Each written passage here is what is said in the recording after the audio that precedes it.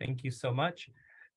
Good morning, afternoon, early evening, colleagues around the world. My name is Brian Morales. I'm the chief of the Counter-Narcotics Branch at the U.S. Department of State, Bureau of International Narcotics and Law Enforcement Affairs, or INL for short. We are thrilled that you are joining us here for the first sub-working group meeting on sub-working group 2.2, which is information sharing, interagency collaboration, and policy formulation. This is the first meeting, but this is actually the fourth hour block after three other sub-working groups that have come just before it. I have a few administrative announcements that I would like to share with you all as we get started. First, as I mentioned, we've had the three other sub-working group meetings today for working group 1 on manufacturing and trafficking, and this is the second on detecting emerging threats and patterns. Tomorrow, we will have the sub-working groups on public health that will run for 3 hours. And then on the 25th and 26th of October, we will have these sessions again at a different time zone that is more convenient for Eastern regions of the world, for Asia and for the Pacific. At the bottom right, you see an email address, syntheticscoalition@state.gov. Should you have any questions, comments, please reach out to us. We have a team that is ready to review and answer your questions. Now, I wanted to also offer a few administrative announcements. First, the registration for the working groups and the sub-working groups are going to remain open for the entire year of the coalition's work through September of next year. So if you have other colleagues from government or from international organizations, please, we encourage you, welcome you to share with them the registration links. And if you need these sent to you by email, once again, we're happy to send them if you email us at the email address below to the right. That we are also preparing a website. A new website for the coalition is under development, and the presentations from today's session will be recorded and posted on the coalition website. But importantly, we are going to stop the recording when it's time for the comment period. We won't be including the comment section to allow for greater comfort and freedom of expression in that portion of the presentation. Also, I wanted to highlight and thank our international organization partners, because we have coordinators that have volunteered to support us in preparing a meeting summary and supporting logistically as secretariat for these sessions throughout the coming months. In the next few weeks, the secretariat will also be sending the meeting schedule for the full year, so you know all of the dates for the events, but then also we'll be sending calendar invites through Outlook so that you all have your sessions that are reserved on your calendars for the next few months as well. Now, I want to provide a quick recap of the meeting schedule to provide a little bit of context. This session is focused on framing the issue, so providing context in terms of where we are and what are the major challenges in relation to our thematic issue for discussion. Then between November and February, we are going to be sharing best practices, models, considering where are the points where we can intervene to make an impact. So we're looking for very concrete initiatives at global levels, at national levels, and what we hope will come out of that are deliverables and commitments from countries to either expand existing work that they are already doing or to embark on sort of new paths and work in sort of new areas and address new challenges. Then in March, we take a sort of midterm review where we have the sub-working group co-chairs report to the working group co-chairs. So that will be a coalition working group meeting. And then we will also have, between April to July, sessions on action planning and implementation. And then how do we actually get the work underway at that stage? Then around the month of August, we'll be discussing evaluation and how do we transition to ensure sustainability over the coming years, because in September, the coalition comes to a close. September 5th or 6th, we will have our final working group meetings where, again, the sub-working groups report to the working groups. And so that will be the end of the coalition, but not the end of our work, because in the month of August, we are going to be discussing how do we take our projects or initiatives and continue them through other bodies, primarily international organizations or other networks that will be formed through the coalition. So we're hoping that these 12 months can help stimulate a lot of enthusiasm, excitement, focus, and expand a lot of the initiatives that we are discussing here through this work. And then those will continue for years to come through other channels. So with that, let me stop sharing my screen and express again appreciation for the international organizations that are here supporting our work.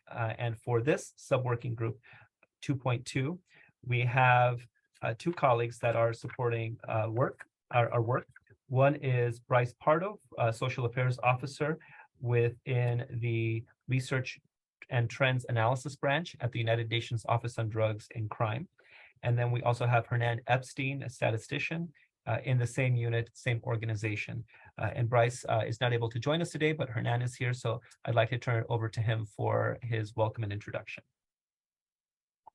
Thank you very much, Brian. I still cannot figure out how to turn on my camera, so I cannot seem to show my face. But anyway, good morning and afternoon, everyone. My name is Hernan Epstein, like Brian mentioned. And we'll be together with Brian, we'll be the coordinators for this sub-working group. We both work in the Research and Trend Analysis branch of UNODC. Personally, from my side, I'm a statistician and I work on drug statistics. I've been working on this now for over 6 years. And part of my job is to manage the annual report questionnaire, which I hope some of you are familiar with. Which is the main UNODC global drug-related data collection, and also to coordinate the data side of the World Drug Report, which is our annual flagship publication. So in this sense, my work covers touches on many different topics within drug-related issues, such as demand, supply, criminal justice system, national framework, etc. So it is really a pleasure for me to be here and working here with you and with this group. I really look forward to the discussions and to supporting the work in this area. Thank you very much, Brian. Thank you so much, Hernan. Now I would like to introduce our two co-chairs for this sub-working group 2.2. We have from Colombia, Jenny Fagua Duarte, who is the head of Colombia's Observatory on Drugs from the Ministry of Justice and Law. And we also have from the United Kingdom, Clara Mall, the Deputy Director for Drug Strategy from the Office for Health Improvement and Disparities from the Department of Health and Social Care. So I will turn it over to them for their introductions, and then they will introduce the speaker for today, and we will continue from there. Thank you so much. Thank you, Brian. So my name is Clara Mal, and as Brian said, I'm the Deputy Director of Drug Strategy at the UK Government's Department of Health and Social Care. My teams are responsible for our treatment and recovery system and substance misuse services, and we lead on that interface and collaboration with the criminal justice system, so working with Home Office partners and Ministry of Justice partners to work with both the police, the prison and the probation system. We have a role in policy development and guidance, issuing protocols and alerts to the health and care system and more widely.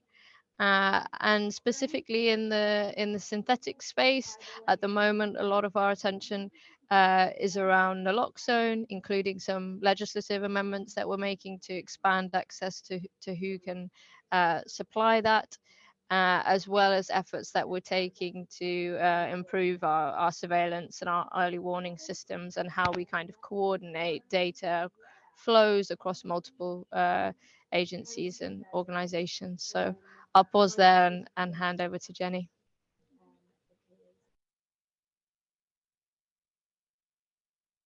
Bien, muchas gracias. Buenos días a todos. Soy Jenny Fagua. Trabajo en la Dirección de Política de Drogas en el Ministerio de Justicia y del Derecho en Colombia. Coordino el Observatorio de Drogas de Colombia desde hace 2 años y desde hace varios años hago parte del equipo técnico. En el observatorio recopilamos datos que producen todas las entidades que tienen competencia en el tema y también desarrollamos diferentes estudios de corte epidemiológico o estudios sobre la coca, sobre producción de cocaína, sobre precios, purezas, tendencias. También estábamos hace algunos años innovando con estudios de aguas residuales. Bueno, el Observatorio de Drogas de Colombia es la fuente oficial de información sobre drogas en Colombia, por lo tanto somos punto focal de la mayoría de reportes de Naciones Unidas, como el que mencionaban ahora, y de otro tipo de información a nivel también nacional. En el observatorio contamos con un sistema de alertas tempranas para detectar o identificar nuevas sustancias o drogas emergentes que están apareciendo en el mercado, y esto lo hacemos a través de un monitoreo continuo que hacemos con apoyo en laboratorios toxicológicos y laboratorios forenses que tenemos en el país, y con también la coordinación de diferentes autoridades del sector salud, del sector de control de drogas y demás. Bueno, muchísimas gracias, muy complacida de copresidir el subgrupo 2.2, que seguro será muy productivo.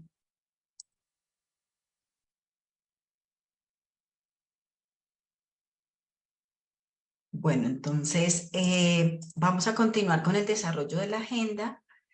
Lo que sigue es una presentación central que vamos a tener a continuación por un espacio de 20 minutos. El tema de la presentación es el panorama global y desafíos en el intercambio de información, la colaboración interinstitucional y la formulación de políticas, que pues es el tema del subgrupo 2.2. Esta presentación estará a cargo de Neil Walsh, representante regional de África Oriental de la Oficina de Naciones Unidas contra la Droga y el Delito. Entonces, bienvenido, Neil, te damos la palabra.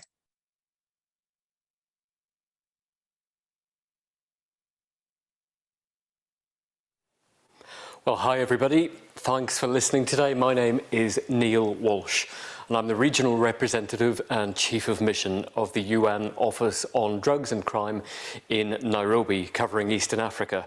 But as you can see right now, I'm standing in Vienna.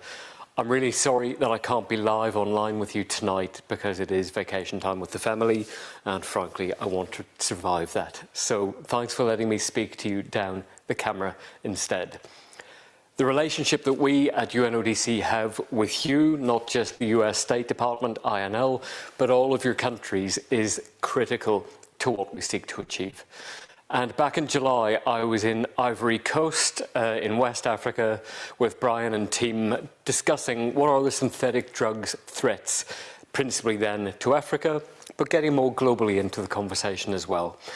And one of the big points that really struck me out of that conversation was that we don't have a great body of evidence. We don't have a great depth of knowledge about synthetic drugs, the threats, the use, the production around our world.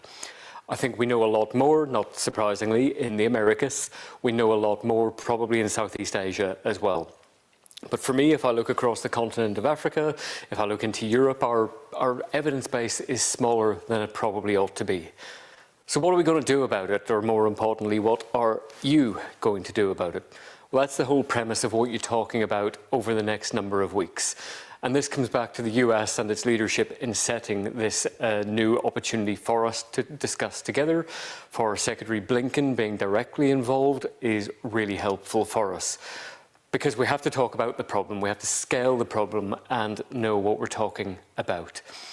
It's very easy for those of us who understand it, for those of us who know about synthetic opiates and synthetic drugs more broadly, to sit together and discuss and get into that sort of like-minded, almost group-thinky way of looking at a problem.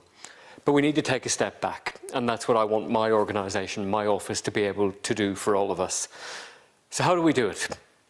We've got to look at this, and the way that I like to look at this is as an intelligence problem. Do we know what we know? Do we know what we don't know? And then we get into the really difficult points of not knowing things that we're not aware that we don't know about. Sounds a bit tricky, but actually thinking about it, you can start to get to the real depth of the problems that we face.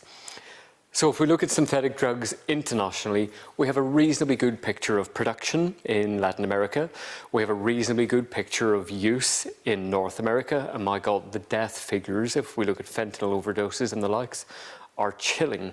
They are absolutely horrendous. And that's why we're doing the job that we're doing now, to try and prevent that risk from propagating elsewhere. If we look in Southeast Asia, again, we have a very competent, well-evidenced picture of what production looks like. Production may look like having the actual production capability near the border of one country, and then the precursor drugs that we need to make those drugs sitting in another, usually near a water supply and an easy power supply. Now, if I start to look at my part of the world, we don't really have that depth of picture or analysis at all. Seizures tend to be reactive rather than proactive. In fact, there was a seizure of methamphetamine.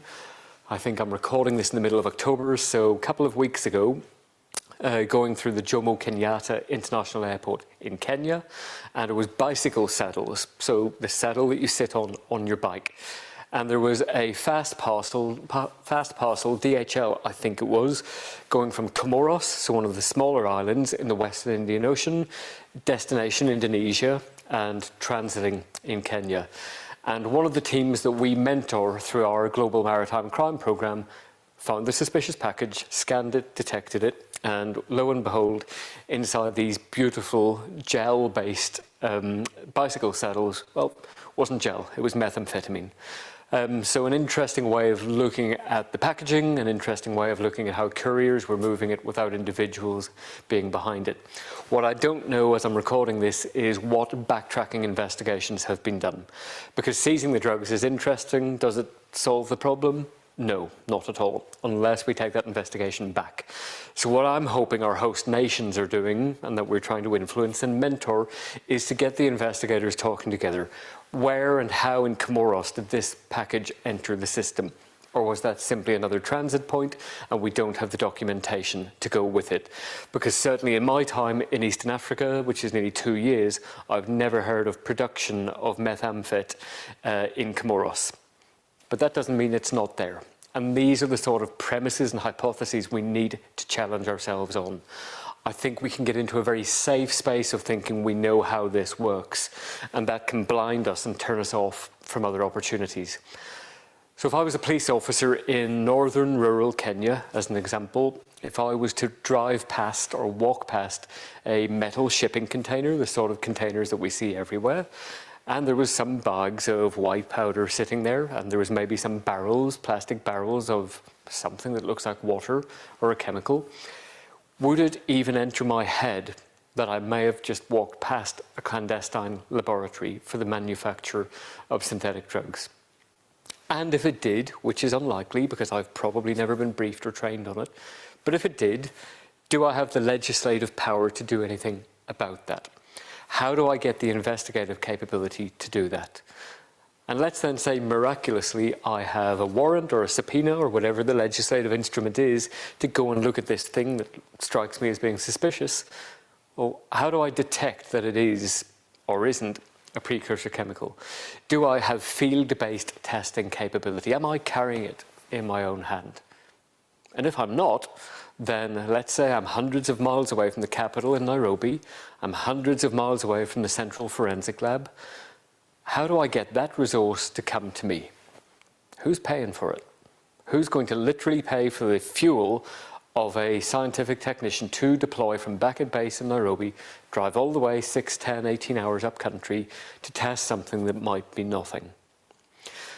So we turn it back a bit further, and we have to then look at our intelligence and enforcement requirements and how we produce effects against those. If you don't have a standing intelligence requirement and having your drug piece within that, then the likelihood of you having resources against that is pretty minimal. If you don't have a national picture of threat of organised crime, then you may not be able to resource it. If you don't have a national security strategy that has organised crime and the financing of it sitting within that, how do you prioritise your resources? We always then end up in a reactive rather than a proactive model. And that's the thing that we have to challenge together, ladies and gents, to get you putting your heads together. How do we start the political and policy level and work our way down? Because you know, especially any of you who are law enforcers, trying to get political change from the ground up is essentially impossible, unless you have a minister who is willing to listen or a caucus of MPs who are willing to have those discussions as well. So this is what this is about. This is what this whole conversation that our friends from INL have started with all of us is about. It's getting these ideas, understanding where the problems lie, understanding where the policy, the political, strategic, tactical and operational problems lie. And then on the side of that, what I want us to bring as UNODC, and we're trialling this in Eastern Africa, is to give you strategic intelligence pictures of threat of synthetic drugs. Now, how do we do that? It's back to the question I mentioned earlier. How do we know what we know? And I remember standing in Côte d'Ivoire asking all of the countries of the continent of Africa, plus our friends from the African Union, how many of you think you have a problem with synthetic drugs in your countries? And around 24 hands went up. And then my next question was, how many of you have the skill set, resourcing capability to do something about it? No one moved. So if we have half the continent, or a little bit under half, think they have a problem, but no one has the capability to do something about it, then we got ourselves a problem. We also have to ask ourselves the question of, is it actually a problem? And not go down again our confirmation biases of saying, we've seen what's happened in the US, we've seen what's happened in Mexico, we've seen what happened in Southeast Asia, therefore we must have that problem already. Maybe we don't. Maybe we do. But we have to take that step back and have the objective evidence that guides our policy making. We've seen around the world over 20 years, 30 years, all of humanity, that if we don't actually assess and analyse the information and we don't task that properly, then we make bad decisions because we didn't have a good body of evidence to make that decision from. And that's why we're together. That's why we're working on this globally together, is to get that body of evidence, to get that understanding and to get those decisions made properly and still done at pace. So we might have a problem, we might not, we don't know. That's why we're together.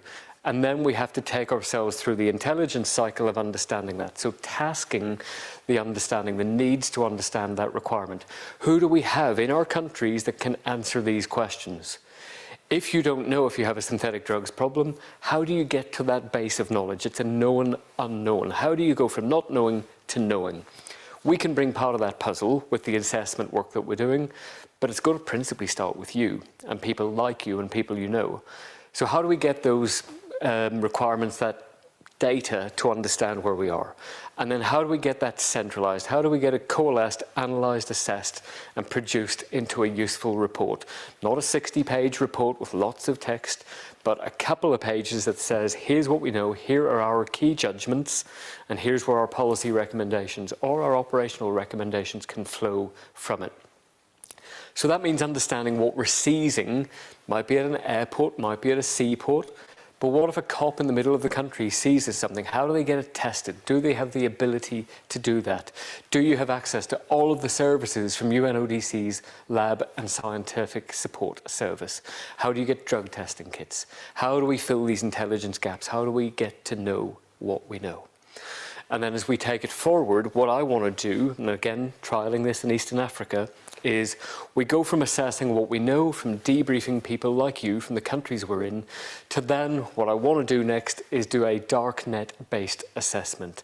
Because we've done this in the past. We did a really interesting darknet crime assessment looking at Mexico and the US a couple of years ago, and that gave us lots of insights that we didn't have before.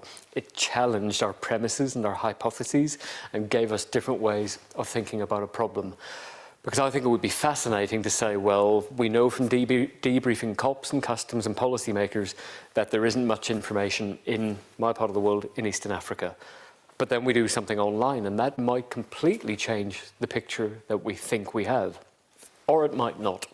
So constantly challenging ourselves on our assumptions, our confirmation biases, our positive biases of when something isn't working, that we might still find it.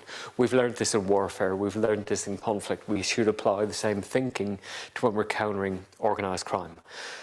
Then what do we do with all of this knowledge? Well, we have to look politically, policy-wise, how do we make a difference with this knowledge? That's where CND, the Commission on Narcotic Drugs, comes in.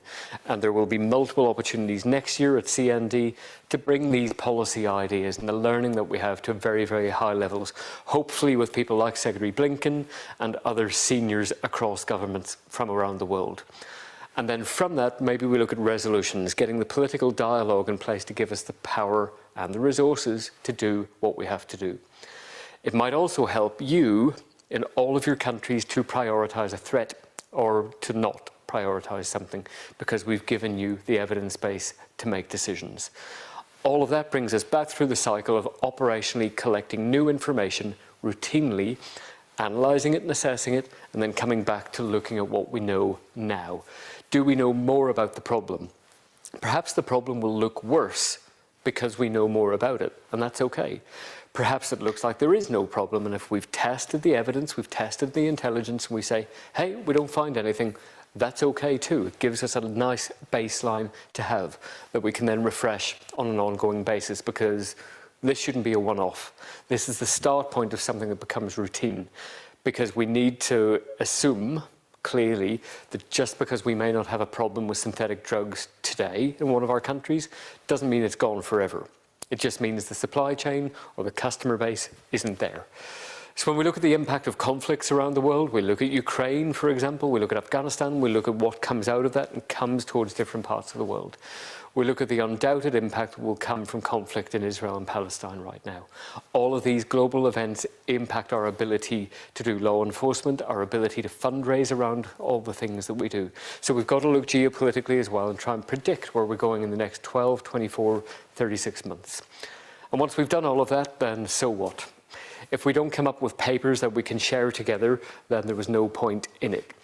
So what I think we should be able to do as an organisation is we may have something that is very discreetly shared, that is more classified. If we have something where there's some risk in it, politically or economically or reputationally. And if we don't have that, then maybe we just do something that is public, that you can share with anyone. It can be published online. We'll make that decision the closer we get to publishing the final documents, because what we certainly don't want to do is to give the bad guys a heads up of what we know, or more importantly, that they understand what we don't know.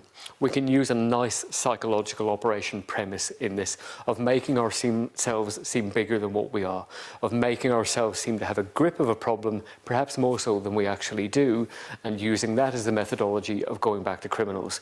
Because then we often see them starting to make mistakes, where they think that we're everywhere, and that everything they seek to do is under some sort of surveillance or control. That's quite a useful psychological advantage to have. So that's why making the decision over what we publish and how we do it is really important. But that's not just for me, that's a conversation we have together, and we do that going forward, hand in hand, fighting an overall threat that comes towards all of us. So ladies and gents, I'm going to stop there, otherwise I could talk all day, and I would rather have you talking to each other. My thanks once again to our friends and partners in the State Department and INL who have given us the direction and the resources to do something about this. To my own teams at in the Laboratory and Scientific Service section from Justice and ASMA and their teams. And there's lots of people like me around the world at UNODC working on the same problem. We're in your corner, we're standing there to help you, to work with you, and most importantly, to learn from you. So wish you a good evening or morning together, whatever time it is with you, and I can't wait to find out the outcomes of these discussions as we go forward. Take care, thanks again for listening, and I hope to see you either in real life, God forbid, or on the video the next time when we're live. All the best, have a good day. Thanks a lot.